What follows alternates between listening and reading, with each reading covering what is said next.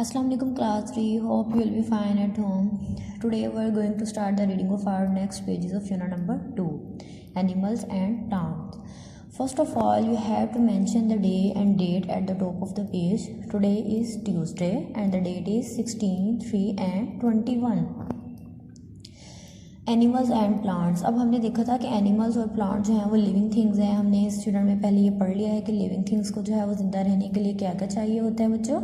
Animals को क्या चाहिए होता है, प्लांट्स को क्या चाहिए होता है, एनिमल्स को air, water, food and shelter. और जो प्लांट्स हैं उनको ज़िंदा रहने के लिए क्या चाहिए होता है, air, water, sunlight and soil.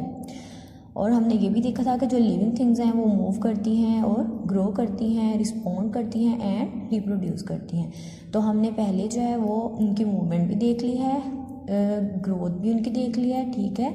हमने देखा था कि वो एनिमल्स और प्लांट जो हैं वो ब्रीथ कैसे करते हैं, सांस किस तरह लेते हैं। हमने मूवमेंट देखी थी एनिमल्स की। कुछ एनिमल्स जो हैं वो अपनी लेग से मूव करते हैं। अब बर्ड्स को हम देखें तो उनके पास विंग्स होते हैं फ्लाई करने के लिए। फिश जो है उसके पास फिन्स होते हैं। और इसी तरह जो स्नेक था, हमने देखा था स्नेक जो है उसकी लेग्स तो नहीं होती लेकिन वो ज़मीन पे जो है वो क्रॉल करता है। फिर हमने ग्रोथ देखी थी कि जो एनिमल्स होते हैं वो लाइक ह्यूमन बीइंग्स अगर हम देख लें तो पहले बेबी होते हैं, फिर वो बड़े होकर एडल्ट बन जाते हैं। प्लांट्स में हमने देखा था कि सैपलिंग जो है वो छोटे प्लांट्स होते हैं, वो ग्रो जब करते हैं तो वो क्या बन जाते हैं, ट्री बन जाते हैं। इसी तरह फिर हमने जो है वो ब्रीदिंग देखी थी कि किस तरह जो है एनिमल्स किस तरह सांस लेते हैं और प्लांट्स किस तरह सांस लेते हैं। एनिमल जो हैं, कुछ एनिमल्स के लंग्स होते हैं सांस के लिए। अब जैसे फ्रॉग है तो वो अपनी स्किन से सांस लेता है। फिश का हमने देखा था कि उसके पास गिल्स होते हैं सांस लेने के लिए।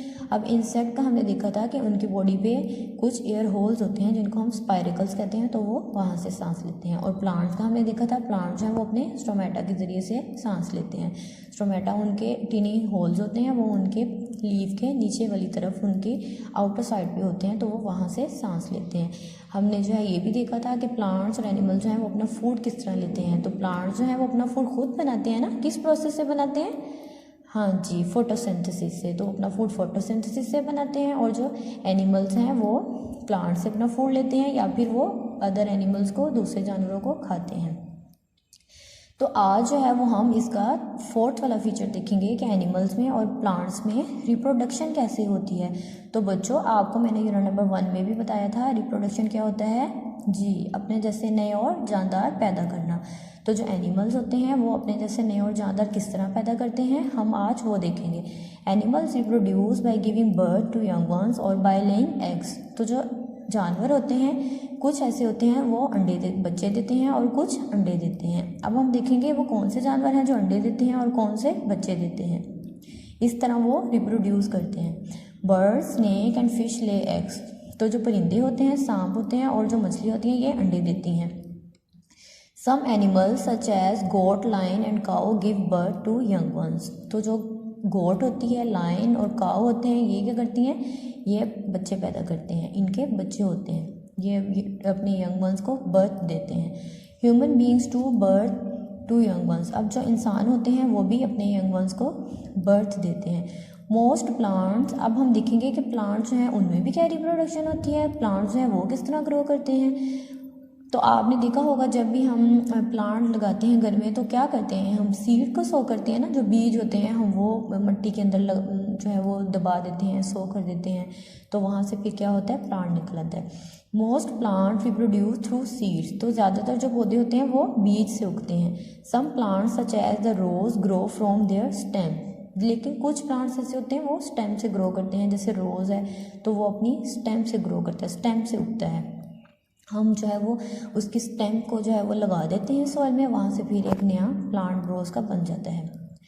Hair you can see animals give birth to young ones और ले एग्स। अब जहाँ देखिए काऊ जो है ये बच्चे देती है, ये अपने यंग वंस को बर्थ देती है। और डक को देखें तो डक ले एग्स, तो ये डक जो है वो अंडे देती है, फिर इन अंडों से इसके यंग वंस, छोटे बच्चे जो हैं वो बेबीज जो हैं वो निकल आते हैं।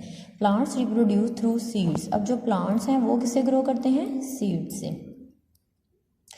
नेक्स्ट हम देखेंगे सेंसिंग द चेंजेस, के जब इर्द गिर्द जो चेंजेस होती हैं, जो तब्दीलियाँ होती हैं, हम देखेंगे कि एनिमल्स उसको किस तरह सेंस करती हैं और प्लांट्स किस तरह उसको सेंस करते हैं, किस तरह उसको फील करते हैं। अब जैसे हमारे पास आंखें हैं देखने के लिए, हम जो है अपनी नोज़ से स्मेल कर लेते हैं, हमें खुशबू का, फ्रेगरेंस का पता चल जाता है, बैड स्मेल का पता चलता है ना, हम सेंस करते हैं ना अपनी नोज़ से। इसी तरह हम खाते हैं तो हमें अपने टेस्ट बर्ड से, जो हमारी टंग पे टेस्ट बर्ड्स होते हैं, तो उससे हमें जो है वो टेस्ट का पता चलता है फूड के। इसी तरह अब हम देखेंगे कि जो एनिमल्स हैं वो किस तरह अपनी इर्द गिर्द होने वाले चेंजेस को सेंस करते हैं और प्लांट्स किस तरह करते हैं। Animals have sense organs which help them to know about the changes around them. तो एनिमल्स को अल्लाह ताला ने कुछ सेंस ऑर्गन्स दिए हुए होते हैं, तो वो अपने उन सेंस ऑर्गन से अपने इर्द गिर्द होने वाली तब्दीलियों को फील कर लेते हैं। They feel cold and hot, और इन्हें सर्दी और गर्मी दोनों का ही पता चलता है। Different living things have different sense organs. अब लिविंग थिंग्स डिफरेंट है तो बेसिकली जो है वो ऑब्वियसली उनके जो सेंस ऑर्गन्स होंगे वो भी डिफरेंट होंगे, है ना।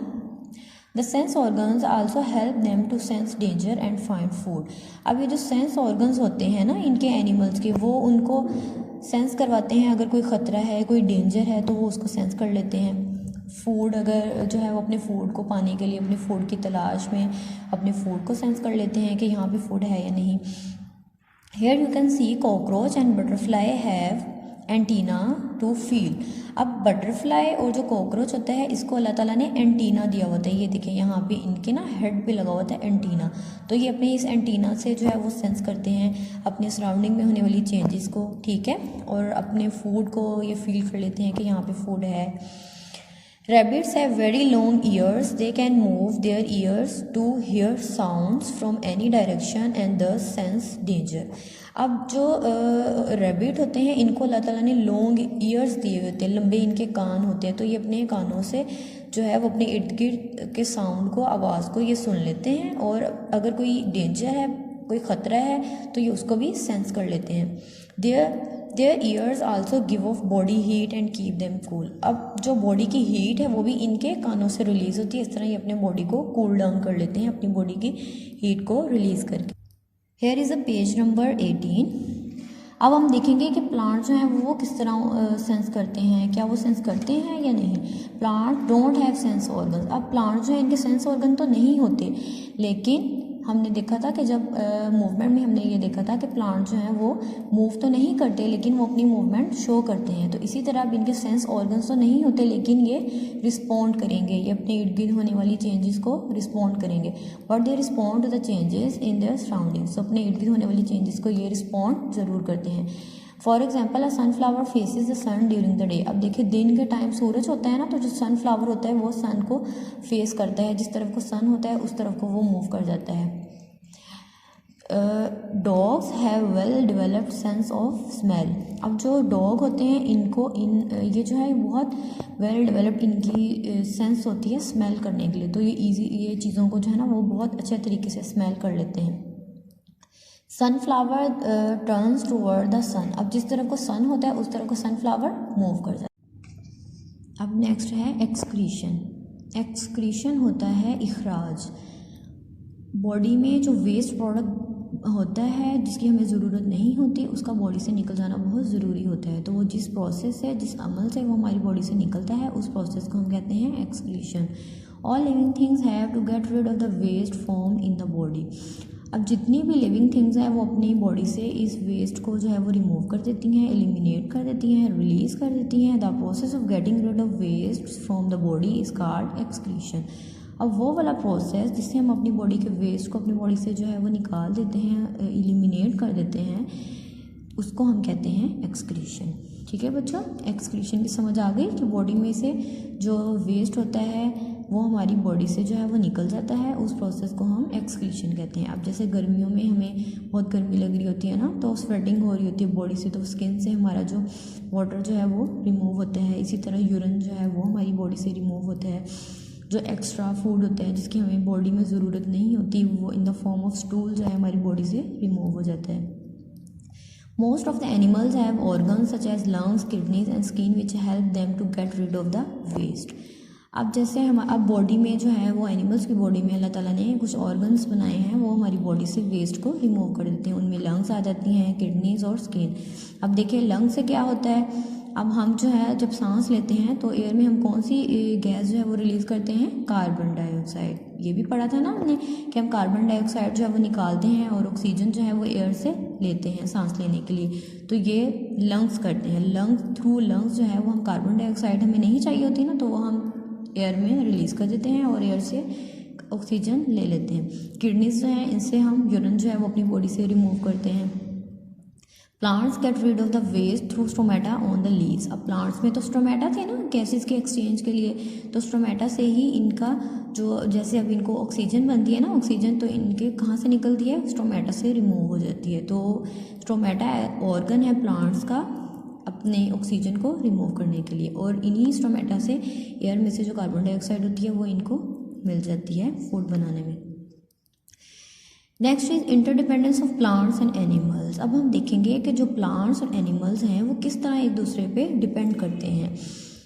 All living things depend on each other for food and other things. अब जितनी भी लिविंग थिंग्स होती हैं वो एक दूसरे पे डिपेंड करती हैं ना। अब जैसे एनिमल्स हैं वो प्लांट्स पे डिपेंड करते हैं अपने फूड के लिए, ठीक है, और जो प्लांट्स हैं वो अपना फूड बनाने के लिए एनिमल्स पे डिपेंड करते हैं, क्योंकि एनिमल्स उनको कार्बन डाइऑक्साइड देते हैं वो जो फूड बनाने में यूज़ होती है, ठीक है बच्चों। Plants also depend on each other for survival. अब जो प्लांट्स होते हैं वो प्लांट्स और एनिमल्स दोनों अपने सर्वाइवल के लिए एक दूसरे पे डिपेंड करेंगे, क्योंकि एनिमल्स प्लांट्स से फूड लेते हैं और ऑक्सीजन लेते हैं, और प्लांट्स जो हैं वो एनिमल से कार्बन डाइऑक्साइड लेते हैं। तो इस तरह ये दोनों एक दूसरे पे डिपेंड करते हैं। Living things take in oxygen from the air and give out carbon dioxide. अब जो लिविंग थिंग्स होती हैं वो क्या करती हैं, एयर से कार्बन डाइऑक्साइड लेती हैं और ऑक्सीजन रिलीज करती हैं। Increase in the amount of carbon dioxide in the air is harmful for all living things. अब देखें बच्चों, अगर प्लांट्स ना हो तो एनिमल जो हैं और ह्यूमन बींग्स जो हैं वो कार्बन डाइऑक्साइड को तो एयर में रिलीज़ करते जाएंगे। अब एयर में कार्बन डाइऑक्साइड की अमाउंट जो है वो अगर बढ़ जाए तो वो हमारे लिए हार्मफुल होगी ना, ख़तरनाक होगी ना, क्योंकि हमारे लिए तो उसका कोई फ़ायदा नहीं है, वो बिल्कुल भी यूज़फुल नहीं है, वो तो प्लांट्स के लिए यूज़फुल है। तो अगर प्लांट्स ना हो तो कार्बन डाइऑक्साइड बहुत बढ़ जाएगी और वो हमारे लिए हार्मफुल होगी। इसलिए प्लांट्स जो हैं उनका होना बहुत ज़रूरी है, क्योंकि वो कार्बन डाइऑक्साइड को यूज़ करते हैं अपनी फूड बनाने में। Plants are the only living things that take in carbon dioxide from the air and give out oxygen while preparing their food. तो वो सिर्फ प्लांट्स ही हैं जो एयर से कार्बन डाइऑक्साइड को यूज़ कर लेते हैं और फिर अपने फूड बनाने के दौरान ऑक्सीजन को रिलीज़ करते हैं। Thus, they help in maintaining a balance in the level of carbon dioxide and oxygen in the air. देखिए इस तरह जो है जब एनिमल जो हैं वो एयर में कार्बन डाइऑक्साइड रिलीज़ करते हैं और प्लांट्स जो हैं वो उसको यूज़ करके बदले में ऑक्सीजन देते हैं और वो ऑक्सीजन एनिमल्स यूज़ कर लेते हैं। तो इस तरह देखिए ना एक बैलेंस रहेगा ना, एयर में कार्बन डाइऑक्साइड एनिमल्स देंगे और वो कार्बन डाइऑक्साइड प्लांट यूज़ करके बदले में ऑक्सीजन दे देंगे, वो ऑक्सीजन जो है वो एनिमल सांस लेने में यूज़ कर लेंगे। तो इस तरह कार्बन डाइऑक्साइड और ऑक्सीजन का जो है एयर में एक बैलेंस क्रिएट हो जाता है। अब यहाँ पे देखेंगे डॉग है and this is a tree. Dog is an animal and tree is a plant. तो हम देखेंगे कि किस तरह एयर में इन दोनों की वजह से कार्बन डाइऑक्साइड और ऑक्सीजन में बैलेंस क्रिएट हो रहा है। अब डॉग जो है वो प्लांट को क्या दे रहा है, कार्बन डाइऑक्साइड, अब प्लांट जो है वो डॉग को क्या दे रहा है, oxygen.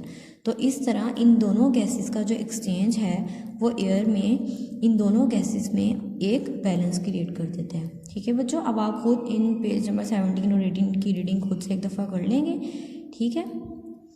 Stay home, stay safe, stay blessed, take care and Allah Hafiz.